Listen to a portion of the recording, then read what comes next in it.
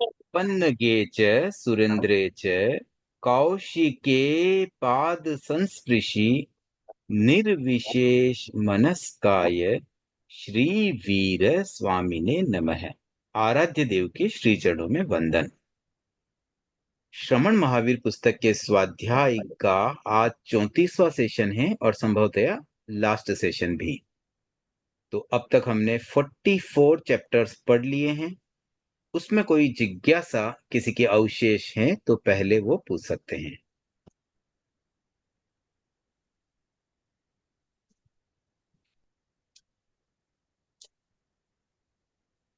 ठीक है, जिज्ञासा नहीं है, हम आगे बढ़ते हैं। हाँ, लीला जी धाकड़। सर जय जिनेन्द्र, क्या केवली केवली के संवत्सरण सुनते हैं? केवली की हाँ, परिषद में यस, शामिल केवली होते हैं। की परिषद में जैसे भगवान महावीर के संवत्सरण में तो केवली परिषद अलग से थी ही, तो वहां केवल ज्ञानी साधु बैठते ही थे, तो बैठेंगे तो सुन भी लेंगे। तो सुन सकते हैं, सुनने में दिक्कत नहीं है। हालांकि उन्हें अपेक्षा नहीं है, वो बिना सुने भी सब जानते ही हैं। ठीक है Leela ji. Okay sir, thank you. चलिए आगे बढ़े।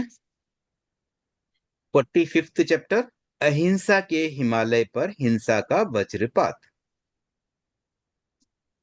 तो सबसे पहले तो मैं ये पूछना चाहता हूं कि इस जो टाइटल है, इस चैप्टर का टाइटल, इसमें किस प्रकार का अर्थ आया है अभिधा, लक्षणा और व्यंजना में से? इस टाइटल को हम कैसे समझें, इसका अर्थ हम कैसे निकालें? कोई बताना चाहेंगे?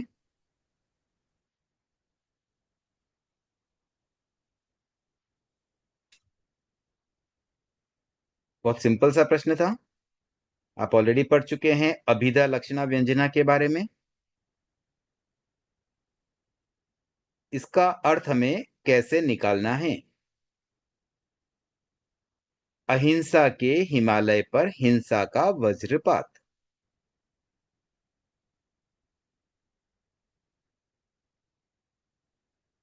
ठीक है, कोई हैंड रेज नहीं है तो मैं ही आगे बढ़ता हूं। तो इस चैप्टर में मेनली जो बात आती है वह है गौशालक की। तो गौशालक की लगभग पूरी स्टोरी इसमें आ जाती है, और कैसे गौशालक ने हिंसा का रास्ता अपनाया और भगवान महावीर और उनके साधु भी से प्रभावित हो गए। तो सबसे पहले तो ये बात आती है कि गौशालक भगवान के साथ एसोसिएट था। जब साधना काल थी तब भगवान का शिष्य बना। उस समय हालांकि भगवान की इच्छा नहीं थी शिष्य बनाने की, इनिशियल प्रपोजल भगवान ने रिजेक्ट ही किया, लेकिन लेटर ऑन जब बार बार आग्रह हुआ तो उन्होंने सोचा ठीक है, आ जाओ साथ में। और वो लंबे समय तक नहीं रहा, मतलब ऐसे 6 साल लगभग साथ में रहा, लेकिन फिर वापस उसने छोड़ दिया। तो ये जो घटना थी, ये प्रारंभिक काल की थी, साधना काल की। उसके बाद जब उसने छोड़ दिया, सामान्यतया क्या होता है ना, जब कोई व्यक्ति किसी से एसोसिएट रहता है और लेटर ऑन कोई भी कारण से जब छोड़ देता है, तो छोड़ने के बाद और ज्यादा नेगेटिव भाव आ जाते हैं। कोई व्यक्ति कभी संपर्क में आया ही नहीं, तब तो वो कम से कम हमारी निंदा या हमारे लिए नेगेटिव तो नहीं सोचेगा। लेकिन जब कोई संपर्क में आता है, बहुत क्लोज रहता है, और फिर वह किसी कारण से उससे झगड़ा हो जाए, वह दूर हो जाए, तब उससे ही ज्यादा खतरा बनता है। तो ऐसा हमारी लाइफ में भी होता है। अक्सर हम देखते हैं ना कि किसी के जैसे भाइयों में झगड़े होते हैं, अभी कोर्ट में जो केस होते हैं ना, अधिकांशतया कोई क्लोज रिलेटिव ही केस करता है। हर कोई ऐसे राह चलते तो कोई किसी पे करेगा नहीं, इतना किसके पास समय है और किसके पास इतना पैसा है। लेकिन जब कोई क्लोज व्यक्ति होता है ना, उसी से वेर का संबंध भी बनने की संभावना अधिक बनती है। और इसीलिए जब हम संवत्सरी का प्रतिक्रमण करते हैं तो हम ऐसे तो जीव मात्र से खमत कामना कर ही लेते हैं, लेकिन जो हमसे ज्यादा क्लोज हो ना, उनसे हमें विशेष खमत कामना करनी चाहिए, क्योंकि वहां संभावनाएं भी अधिक होती है। तो हो सके तो 1 to 1 पर्सनली हम खमत कामना कर लें, जिनसे हमारा ज्यादा काम पड़े। तो अब यहाँ गौशालक ऐसे भगवान के बहुत क्लोज था, शिष्य रहा, और शिष्य भी ऐसे नहीं, बहुत रिक्वेस्ट करके बना। बट लेटर ऑन उसका रुख कुछ अलग बन गया। तो यहाँ बात इस तरह से चलती है कि गोशालक ने अपना एक संघ बना लिया।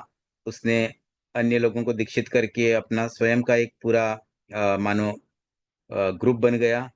अब वो प्रवचन आदि भी करता था। तो कभी प्रवचन में उसने ऐसा कहा कि भाई मैं तो तीर्थंकर हूँ, जिन हूँ। उस समय जिन शब्द प्रचलित था, तो मैं जिन हूँ। तो ये बात गौतम को ज्ञात हुई और गौतम ने भगवान महावीर से आके पूछा कि क्या वो तीर्थंकर है। वो ऐसा क्लेम कर रहे हैं कि मैं जिन हूं, तो क्या उन्हें केवल ज्ञान हो गया है। तो गौतम को भगवान ने कहा कि ऐसा नहीं है। मैं इसके बारे में तुम्हें हिस्ट्री बताता हूँ। फिर भगवान ने उनको हिस्ट्री बताई कि ये मंखली का पुत्र है, भद्रा। मंखली पिता का नाम और भद्रा माता का नाम। और अ, जब सेकंड चातुर्मास भगवान का चल रहा था, तब वो संपर्क में आया और उस समय उनके एक एक मास के उपवास किए थे भगवान ने। तो मास कमन के पाड़ने पर एक किसी घर में जब वो गए, तो वहां पर उनके आहार दान की बहुत जनता ने प्रशंसा की। और ये बात गौशाला के कानों पर पहुंची और उससे वह आकृष्ट हुआ और फिर वह उनके संपर्क में आया। संपर्क में आके उसने निवेदन किया कि आप मेरे धर्माचार्य बन जाएं और मैं आपका अंतवासी बनूं, मतलब मैं आपके साथ रहूं। तो ये आप अगर स्वीकार करें तो मैं ऐसा चाहता हूं। लेकिन भगवान महावीर ने मना कर दिया, रिजेक्ट कर दिया उस ऑफर को। लेटर ऑन वापस सेकेंड मास कमन, थर्ड मास कमन से उनके कंटिन्यू मास कमन चल रहे थे। तो चौथे मास कमन के पढ़ने में फिर से वह संपर्क में आया और इस बार फिर से सेम रिक्वेस्ट की। तो भगवान ने एक्सेप्ट कर लिया और शिष्य बना लिया। अब शिष्य तो बन गया। ये सारी बात बताई, 6 साल साथ में रहे। अब गौतम को जब ये बात भगवान ने बताई, तो गौतम ने भी ये बात वापस आगे कहीं ना कहीं की होगी, तो ये बात जनता तक पहुंच गई। अब देखो क्या था, अब तक तो वह अपनी सभा में जो भी बोल रहा था लोग सुन रहे थे, किसी को कुछ पता नहीं, हिस्ट्री क्या मालूम कब किसके साथ कौन रहा उन्हें नहीं पता था। लेकिन जब ये बात फैली कि ये तो भगवान महावीर का 6 साल शिष्य रहा और ऐसे ऐसे रिक्वेस्ट करके शिष्य बना, भगवान ने रिजेक्ट किया तो भी वो जबरदस्ती पीछे पड़ के शिष्य बना। तो अब जो व्यक्ति अपने आप को तीर्थंकर बता रहा है, जिन बता रहा है, और उसके बारे में कोई ऐसी बात आए, तो डेफिनेटली उसकी इमेज तो डाउन होती है। तो उसने इस बात को, गौशाला को भी जब पता चला कि लोगों में ऐसी बातें चल रही है, इस बात को लेकर के वह थोड़ा सा मतलब प्रभावित हुआ। उसको मन में ऐसा विचलन हुई कि ऐसे कैसे, ये तो मेरी इंसल्ट बन रही है, मेरा वर्चस्व कम हो जाएगा। तो इन बातों से मानो उसको भगवान महावीर के प्रति थोड़ा सा नेगेटिव भाव आ गया। तो अब वो वापस इस बात को खंडित करता है कि किसी, मतलब वो इसमें एग्जाम्पल भी दिया बुक में कि एक वो कहानी सुना करके इस चीज को कैसे वापस प्रूव कर रहा है। मतलब इनिशियली तो वह शिष्य बना, इस बात को तो वो नकार नहीं सकता है। तो उसने उस बात को ऐसे संभाली कि भाई मैं शिष्य तो बन गया, लेकिन वो मेरी मानो एक गलती थी और बाद में मैं वापस वहां से निकल भी गया। अब ये जो भगवान महावीर है ना, ये अपने आप को जो भगवान कहते हैं, वास्तव में इनमें कोई दमखम नहीं है। ठीक है, इनको इतनी प्रसिद्धि मिल गई, सब कुछ हो गया, लेकिन अब अगर ये और ज्यादा इतना मतलब मुझे नीचे दिखाने की बातें करेंगे ना, तो मैं इनको पूरा मतलब तहस नहस कर दूंगा, इनको भस्म कर दूंगा। इनका सब कुछ मतलब समाप्त हो जाएगा। तो एक यहाँ पे कहानी भी आती है छोटी सी।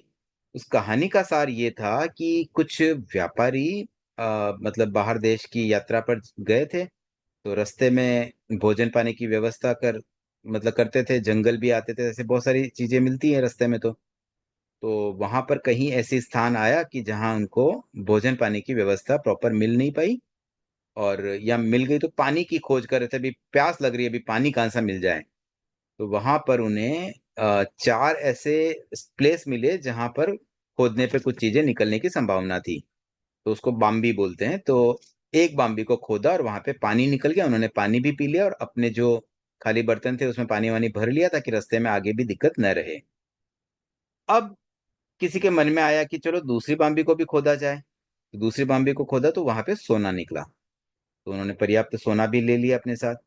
फिर देखा अभी एक और बाम्बी, तीसरी को भी खोला जाए, उसको भी खोदा, देखा तो उसमें रत्न निकले। अब वो व्यापारी तो बड़े खुश थे कि देखो पहले हमें प्यास लगी थी, पानी भी मिल गया, सोना भी मिल गया, रत्न भी मिल गया। अब उनमें से एक ने कहा कि देखो अब बस करते हैं, काफी कुछ चीजें हाथ लग गई है, अब अपन चलते हैं, आगे बढ़ते हैं, चौथी बाम्बी को छोड़ देते हैं। लेकिन कहीं ना कहीं ऐसा लालच था, तो उस लालच से कुछ लोगों ने निर्णय लिया कि नहीं नहीं, चौथी बाम्बी भी हम खोलेंगे। जैसे ही चौथी बाम्बी को तोड़ने के लिए आगे बढ़े, तो वहां से अंदर से सांप निकला। अब वो सांप बहुत जहरीला था, तो उसने सबको खा गया। बस खाली एक व्यापारी बच गया जो मना कर रहा था कि इसको नहीं मतलब नहीं खोदते हैं। तो वैसे ही एक कोई भगवान महावीर का शिष्य था, उसको ये स्टोरी सुना के बोलते हैं कि जाओ तुम भगवान महावीर को ये बात बता दो कि मैं सबको भस्म कर डालूंगा, जैसे सब व्यापारी भस्म हो गए थे। अब तक इतना मिल गया, उसमें खुश रहे, इतनी उनकी प्रसिद्धि है, इतना वो नाम हो गया, अब क्यों मेरी मतलब उड़ाने में लगे हुए हैं। ठीक है, जैसे वो एक व्यापारी बच गया, वैसे तुम भी बच जाओगे, बाकी मैं सबको भस्म कर दूंगा। तो ये बात फिर भगवान महावीर तक पहुंची, उनके संत मतलब उनके जो भी शिष्य थे उनके थ्रू। तो भगवान ने कहा भाई देखो, वो अगर ऐसा सोच रहा है तो अपने फालतू इस बात को अब आगे नहीं बढ़ाते हैं, इस बात को हम यहीं खत्म करते हैं। और अब तुम सब भी ध्यान रखना, कहीं गौशालक से उलझना नहीं है, उससे कोई वाद विवाद नहीं करना है। और जो अब तक हो गया उसको हम भूल जाते हैं, एंड इसको एंड करते हैं मैटर को। तो अब ये घटना हुई, इस बीच में एक चीज और गौशालक ने कही अपने शिष्य को कि भाई मैं ना केवल ज्ञानी हूं। कैसे प्रूव किया उसने कि मुझे ना मेरे सब पूर्व भव भी दिख रहे हैं, 7 भव में देख सकता हूं। और 7 भव का उसने पूरा विश्लेषण भी बता दिया, इसमें पूरा डिटेल दिया गया। आप एक बार उसको अच्छे से गो थ्रू भी कर लेना, मैं इसको स्किप कर रहा हूं, बट आप पढ़ लेना परीक्षा की दृष्टि से भी। तो हर एक में वो मनुष्य बना। अब इसमें 7 भव में पहली बात मनुष्य की बात की गई, वो मनुष्य के रूप में ही था। और दूसरी बात 7 ही भव क्यों, मैं इस पर थोड़ा सा फोकस करना चाहता हूं।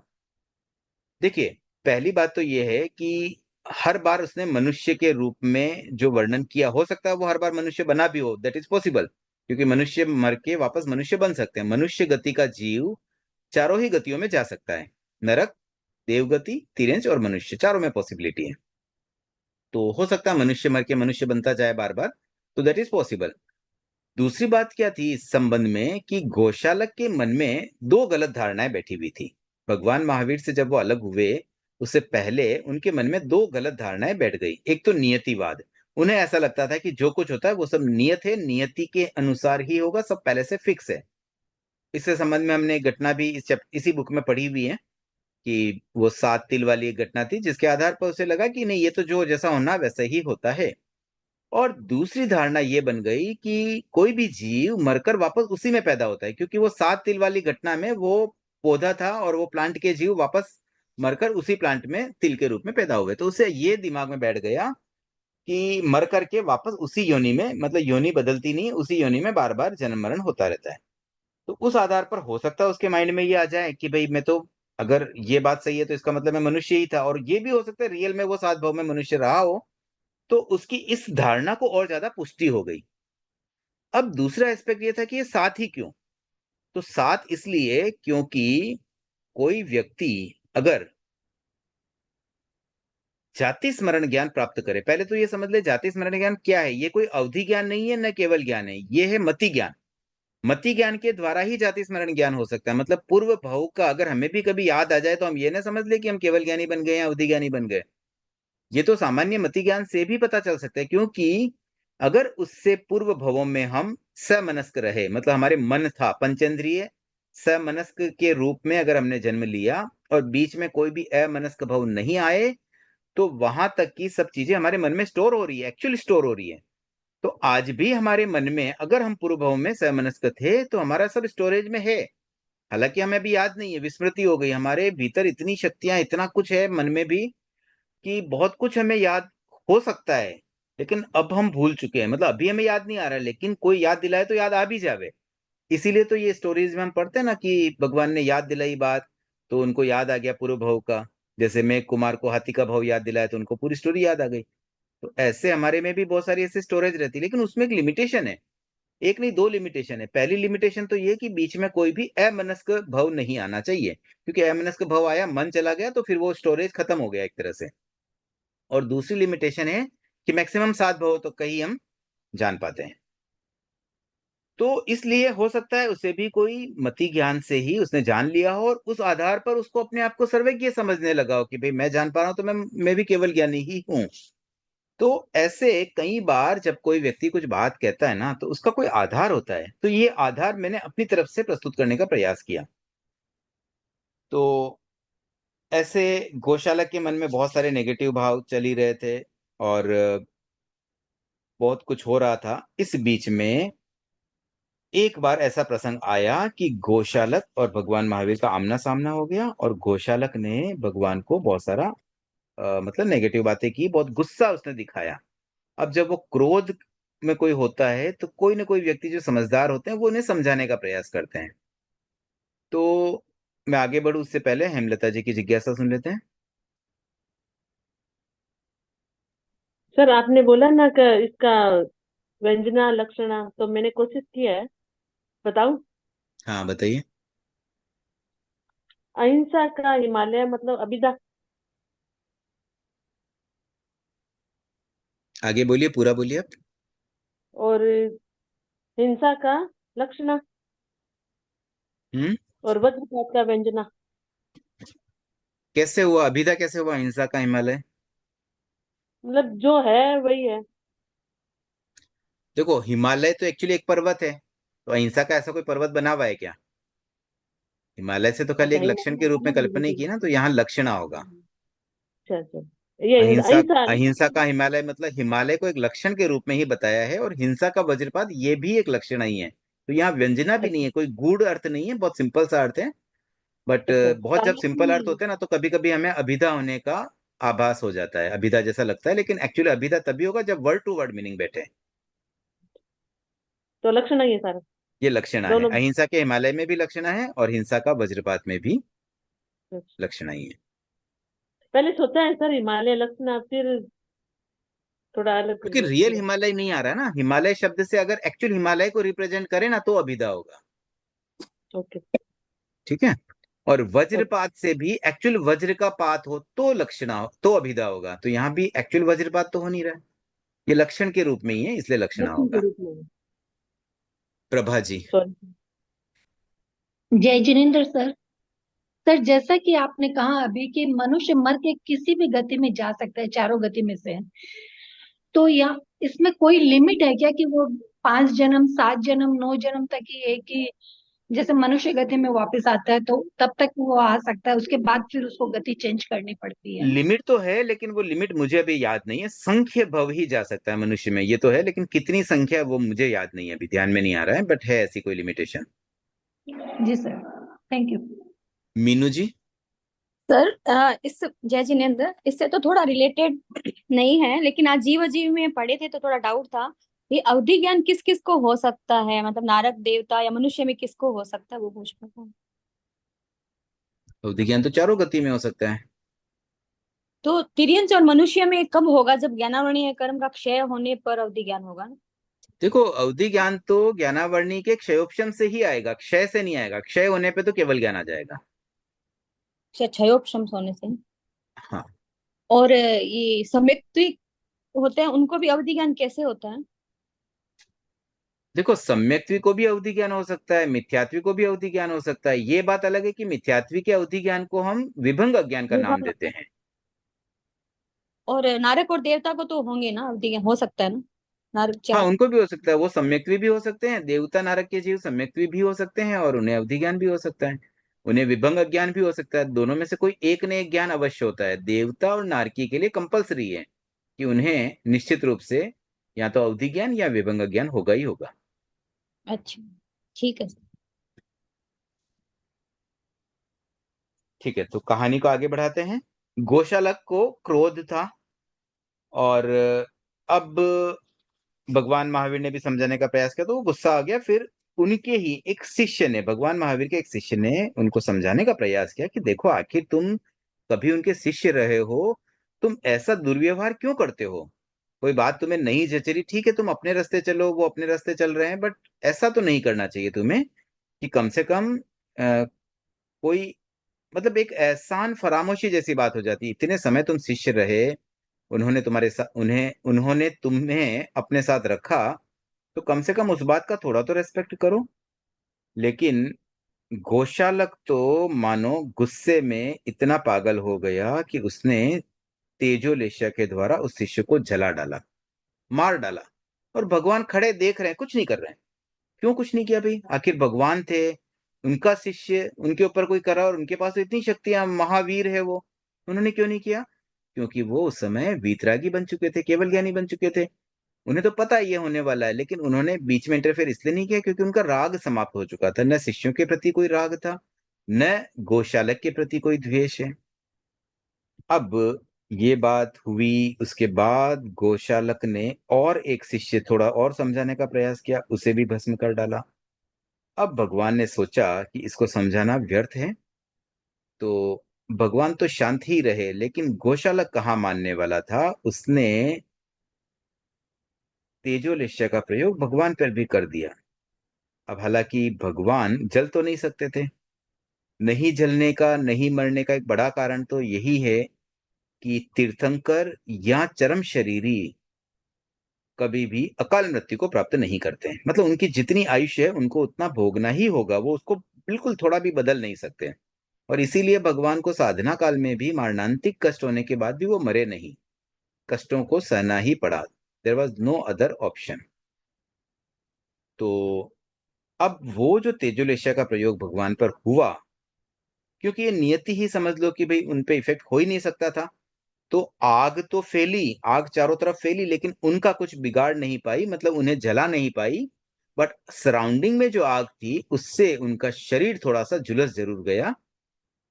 हाँ, जिज्ञासा श्वेता जी।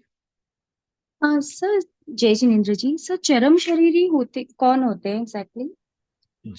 जिसका अंतिम शरीर हो।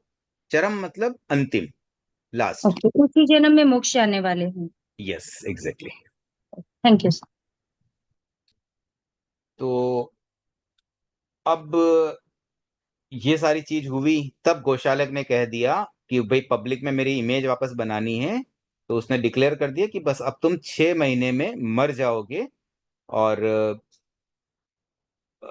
असर्वज्ञ दशा में ही तुम मर जाओगे। क्योंकि वो सर्वज्ञ नहीं मान रहा था, गोशालक तो भगवान को यही कहता था कि तुम तो असर्वज्ञ, और असर्वज्ञ दशा में ही तुम मर जाओगे। तो भगवान बोले, गोशालक मैं अभी 6 मास में नहीं मरने वाला हूँ, क्योंकि वो तो केवल ज्ञानी थे। मैं अभी 16 वर्ष और जीवित रहूंगा। अब पब्लिक देख रही है कि दो चीजें यहाँ पर हो गई। गोशालक की इस घटना से लोग बड़े एक्साइटेड और अट्रैक्ट भी हुए गोशालक से। देखो कितना पावरफुल है, भगवान के दो संतों को उसने भस्म कर डाला अपनी शक्तियों से, और भगवान पर भी मतलब इफेक्ट तो ले आया, उनका शरीर झुलस गया। और फिर ये जो डिक्लेयर कर रहा है 6 मास में मर जाएंगे, तो लोगों को विश्वास हो गया कि गोशालक ही सही है, यही सर्वज्ञ है, इसी में ज्यादा पावर है। और पब्लिक भी एक्चुअली है ना, चमत्कार को नमस्कार करती है। जनरली समझदार व्यक्ति कम होते हैं जनता में, और बातों में ज्यादा आ जाते हैं, चमत्कारों में ज्यादा फंस जाते हैं। और ये टेंडेंसी हमेशा की है, आज भी ऐसा ही होता है। आज भी मैं देखता हूँ कई बार चमत्कार को नमस्कार करने वालों की भीड़ ही अधिक होती है, समझदार व्यक्तियों की भीड़ बहुत कम रहती है। तो लोगों ने तो गौशाला की वाहवाही की, देखो कितना बढ़िया। अरे ये नहीं देखा कि उसने संतों को जलाया है, उससे कोई मतलब नहीं, उसमें कितना पावर है, कितनी शक्ति है, कितना चमत्कारी है ये पुरुष। और 6 मास में अब तो भगवान भी मर जाएंगे, भगवान महावीर की भी मृत्यु हो जाएगी, ऐसा लोगों के मन में भी बैठ गया। अब ये तो बड़ा एक अचंभा हो गया, लोग वेट कर रहे हैं बेसब्री से कि कब 6 महीने हो और कब देखें।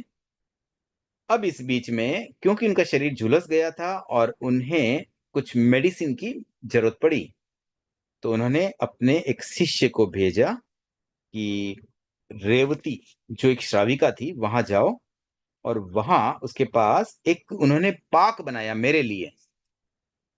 तो वो पाक से तो मैं ठीक हो ही जाऊंगा, लेकिन वो पाक क्योंकि मेरे लिए बनाया है, इसलिए मेरे लिए तो वो अकल्पनीय, मैं ले नहीं सकता हूँ, क्योंकि मैंने तो त्याग किया हुआ है 3 करण 3 योग से, हिंसा का।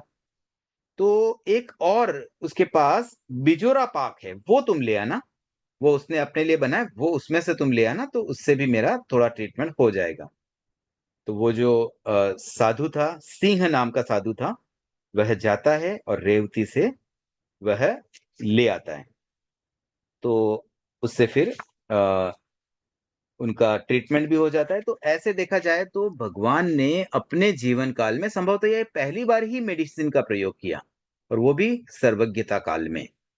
तो बिजोरा पाक मानो उनके लिए एक दवाई के रूप में काम आया, और वह दवाई भी जो उनके लिए नहीं बनी थी, उनके निमित्त नहीं बनी थी, वही दवाई उन्होंने ग्रहण की। तो इस चैप्टर में गौशाला के बारे में जो भी घटनाएं आई हैं, वो पूरी एक स्टोरी है। इसका जो सार है वो ये है कि जो अहिंसा का हिमालय भगवान महावीर ने खड़ा किया, उस पर गौशालक ने हिंसा का वज्रपात किया, और एक बार तो मानो पूरा हिला के रख दिया, क्योंकि दो दो संतों को भस्म कर डालना और भगवान महावीर पर भी फिजिकल इफेक्ट ले आना, ये कम बात नहीं थी। तो कोई कोई व्यक्ति ऐसे भी होते हैं कि अच्छे, मतलब हम अगर अच्छे हैं तब भी कोई बुरा व्यक्ति हमारा बुरा कर सकता है, ये पॉसिबिलिटी है। तो इसका एक सिंपल सॉल्यूशन ये है कि फालतू ऐसे लोगों के साथ में उलझना ही नहीं चाहिए। कई बार हमें पता है कि हम अच्छे हैं, दूसरा आदमी खराब है, तो उसकी क्यों हम बुराई करते फिरे, कल को वो हमारे साथ कुछ गलत कर देगा तो इससे अच्छा हम न्यूट्रल रहें, मौन रहें, बिना मतलब हम किसी की उड़ाएं भी नहीं, किसी की अवहेलना भी ना करें, और किसी के बारे में कोई नेगेटिव बात भी न बोलें। तो ये हमारे लिए ही हितकर हो जाता है। इस चैप्टर में कोई जिज्ञासा है?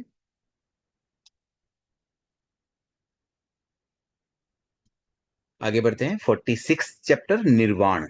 अब निर्वाण की घटना जो घटी, उससे पूर्व थोड़ा सा एक बैकग्राउंड बताया गया कि भगवान महावीर ने अपनी लाइफ कैसे जी। तो प्रायः वह बहुत स्वस्थ थे, उनका शरीर भी बहुत सुंदर था, और उस सुंदरता में जब स्वस्थता और जुड़ जाए, हेल्दीनेस, मतलब कोई सुंदर शरीर हो और वो हेल्दी भी रहे, तो मानो सोने पे सुहागा। तो वैसे ही उनका फिजिकल शरीर था और एकदम हेल्दी भी थे। उनके हेल्दी रहने के पीछे तीन कारण यहाँ बताए गए हैं। पहला था आहार संयम। आहार का संयम तो था ही, क्योंकि वो तो साधना काल में भी बहुत कम खाते थे, कम चीजें खाते और कम समय खाते। कई दिन उन्होंने उपवास किए।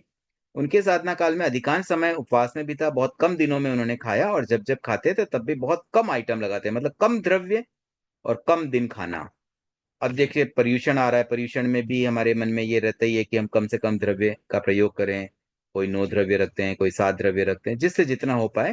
तो कम से कम ये भावना रखें कि भाई हम आहार संयम का कुछ प्रयोग कर सकें। और ये पर्यूषण काल तो केवल एक प्रयोग का काल है, एक्चुअली तो हमेशा के लिए करना चाहिए। तो आहार संयम के कारण उनकी हेल्थ अच्छी रही। दूसरा कारण बताया, शरीर और आत्मा के भेद ज्ञान की सिद्धि। तो ये शरीर आत्मा के भेद ज्ञान की सिद्धि से शारीरिक तनाव नहीं रहता है। शरीर में जो अकड़न जकड़न है वो कायसर्ग से समाप्त हो जाती है। कायसर्ग में हम क्या करते हैं, शरीर अलग है और आत्मा अलग है। जब आत्मा अलग है तो शरीर के ऊपर फिर हमारी जो पकड़ होती है वो भी हमारी ढीली छूट जाती है। तो उससे हमारे सहज में शारीरिक तनाव से मुक्ति मिल जाती है। तीसरा था उनका राग द्वेष की ग्रंथि का विमोचन, क्योंकि राग द्वेष उनका नहीं था या बहुत कम था, तो उसके कारण से मेंटली भी वो डिस्टर्ब नहीं रहते हैं। आज अगर हम देखें ना कि मेंटली डिस्टर्ब होने का या मेंटली जो टेंशन होने का सबसे बड़ा रीजन राग द्वेष ही होता है। कोई हमारा प्रिय है, उसके साथ कुछ अप्रिय घटना होती है तो हम परेशान हो जाते हैं, या हमारे साथ ही कोई कुछ गलत करता है तो हमें बुरा लगता है। मतलब राग और द्वेष, ये दो चीजें ही हमें मेंटली डिस्टर्ब करती है। किसी के साथ कुछ अच्छा हो रहा है, हमें क्या फर्क पड़ रहा है, हमें न उससे राग है न द्वेष है, तो हम उससे डिस्टर्ब ही नहीं होंगे, तो मेंटली एकदम पीस मिल जाता है। अब जैसे अभी गौशालक की घटना में हम देख रहे थे, वो मेंटली कितना परेशान हो रहा था क्योंकि उसको राग द्वेष था। तो अगर कोई व्यक्ति राग द्वेष की ग्रंथि का विमोचन कर पाए या उसका अल्पीकरण कर पाए, तो मुझे लगता है कि मेंटली बहुत पीसफुल रह सकता है। तो भगवान ने भोजन की मात्रा का जो अ, मतलब कंट्रोल किया, संयम किया भोजन में, और शारीरिक और मानसिक तनाव से जो फ्री रहे, उस कारण से उनका शरीर बहुत हेल्दी था। और संभवतया उन्होंने औषधि का प्रयोग बहुत कम किया। और ऐसे बताया जाता है आयुर्वेद में भी कि एक बहुत अच्छी औषधि होती है निराहार रहना, मतलब कम खाना। जैसे कभी किसी को अजीर्ण हो जाता है, कभी हो जाता है शाम को जैसे हैवी खाना खा लिया, कहीं जिमने में ज्यादा चीज खाने में आ गई, और सुबह सुबह अजीर्ण आता है, मतलब हिचकी जैसे आती है, अजीर्ण जैसा लगता है।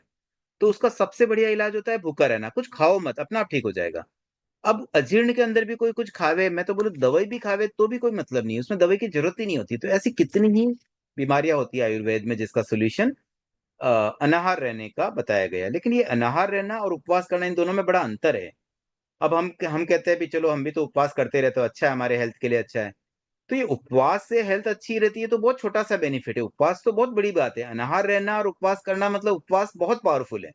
क्यों पावरफुल है? क्योंकि उससे तो हमारे कर्म की निर्जरा भी हो रही है। तो हम कर्म निर्जरा के लिए उपवास करें, शारीरिक मतलब हेल्थ अच्छी रहे इसलिए उपवास न करें। मूल उद्देश्य हमारा कर्म निर्जरा है, क्योंकि ये बड़ा फल है, साथ में एक छोटा फल साथ में फ्री मिल रहा है कि चलो हेल्थ भी अच्छी रह जाएगी। तो ये उपवास भी बहुत एक अच्छी चीज है। प्रायः व्यक्ति अगर महीने में एक उपवास भी कर लेना तो बहुत अच्छा है, स्वास्थ्य के लिए भी और निर्जरा के लिए ही करना, ये तो मैंने पहले ही कह दिया है।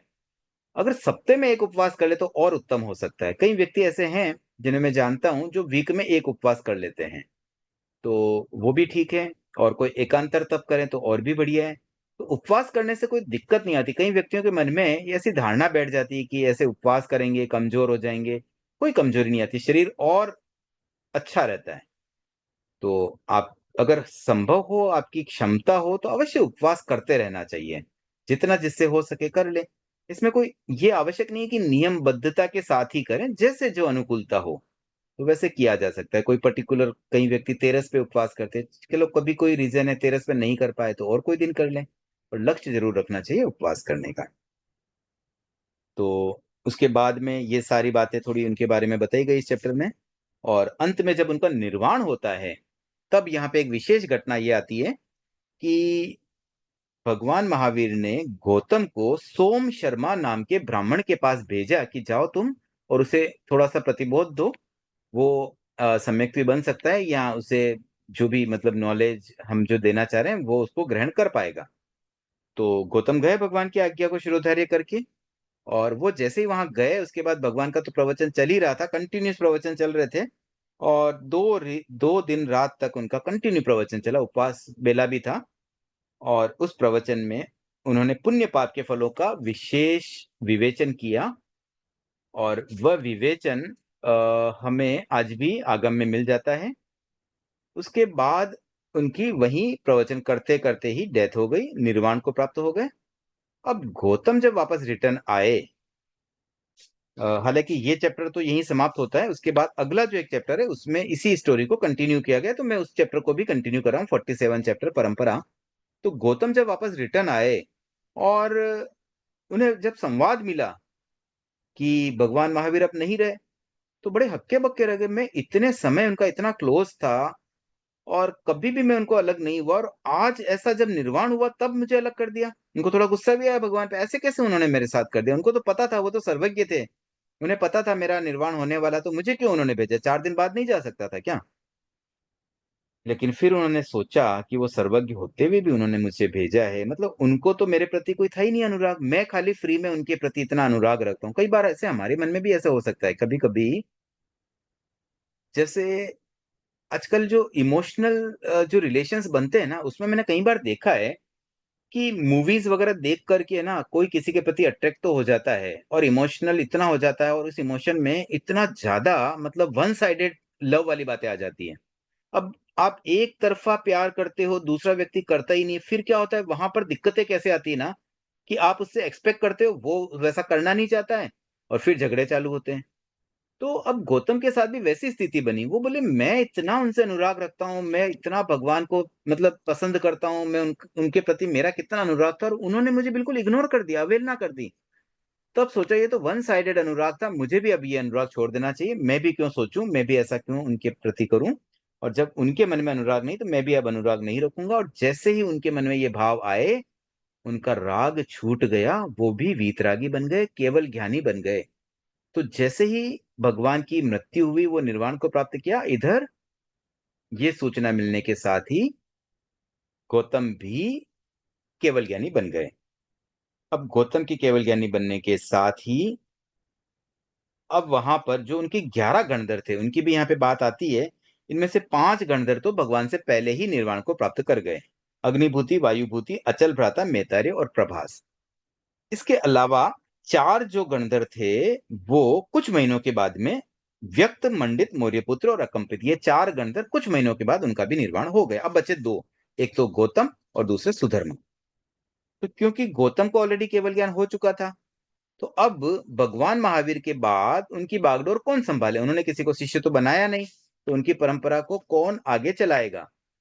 तो संघ ने निर्णय लिया कि भाई जो केवल ज्ञानी है वो तो किसी और को कैसे फॉलो करेंगे ना, वो ये तो नहीं कह सकते कि भगवान ने ऐसा कहा, भगवान ने ऐसा कहा। उनको तो यही कहना पड़ेगा भी मैं ऐसा कह रहा हूं क्योंकि मैं खुद देख रहा हूं। तो जब जो साक्षात जानता है वो किसी और की बात को कैसे फॉलो कर पाएगा? तो फिर ये निर्णय लिया गया कि सुधर्मा को उत्तराधिकारी बनाया जाए और सुधर्मा को ये शासन दे दिया गया। आफ्टरवर्ड्स, क्योंकि गौतम तो आखिर केवल ज्ञानी हो ही गए थे, उनका भी निर्वाण हो जाता है। और फिर अंत में कुछ सालों बाद 100 वर्ष की उम्र में सुधर्मा का भी निर्वाण हो जाता है। अब इस बीच में यहाँ पर कुछ बात बौद्ध पिटकों से उद्धृत आई है कि बौद्ध ग्रंथों में अगेन इस घटना के संदर्भ में ये सब बात आती है कि निगंट की मृत्यु के बाद वहां पर बहुत झगड़े हुए संतों में, और संघ में बहुत फूट पड़ गई, लोग क्या क्या बोलने लग गए, आपस में झगड़ रहे हैं। तो ये जो नेगेटिव, क्योंकि बौद्ध ग्रंथों में तो भगवान महावीर की बहुत सारी नेगेटिविटी बात आई रही है, तो ये भी बहुत नेगेटिव बात आई।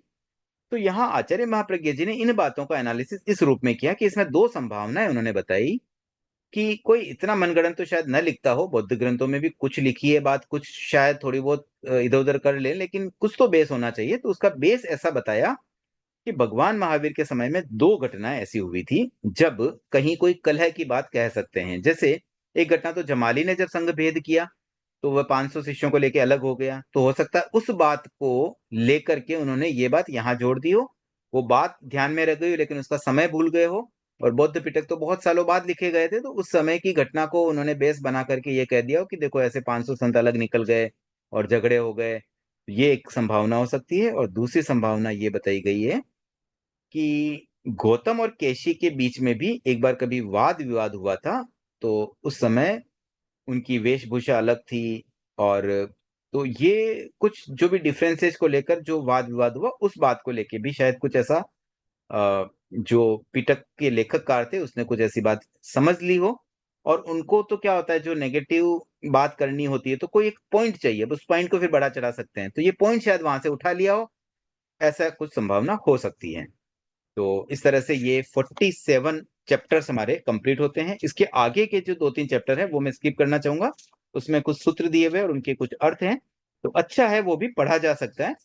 एग्जाम के सिलेबस के अनुसार तो हमारा कोर्स एक बार यहाँ पे पूरा हो जाता है। हाँ श्वेता जी। सर जो केवल ज्ञानी होते हैं उसी जन्म में मतलब कंपलसरी वो मोक्ष चले जाते हैं क्या? बिल्कुल, केवल ज्ञान आया मतलब उस भाव में मोक्ष जाना बिल्कुल निश्चित है। Thank you sir. इवन वीतराग भी 12वां गुण स्थान एक बार किसी ने टच कर लिया तो फिर मोक्ष जाना निश्चित हो जाता है।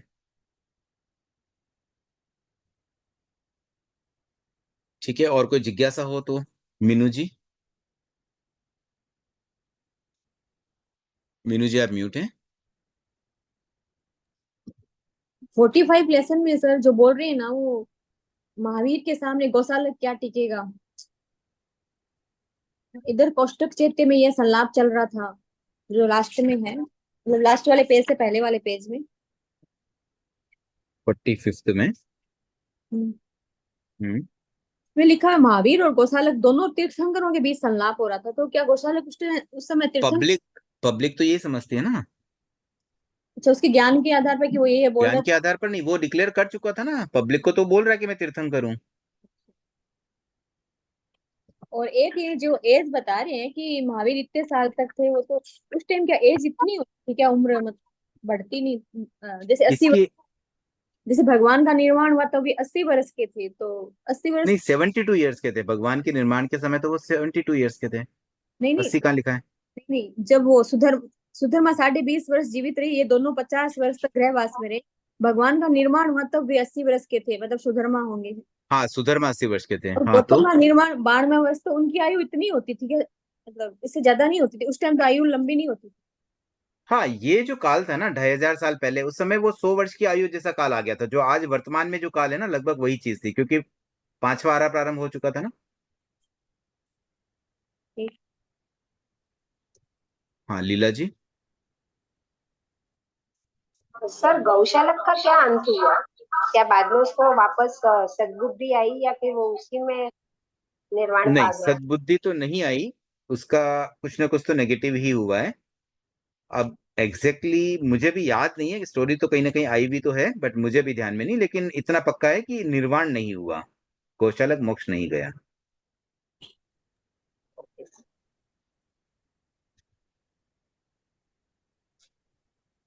ठीक है, तो जिज्ञासाएं भी हो गई है।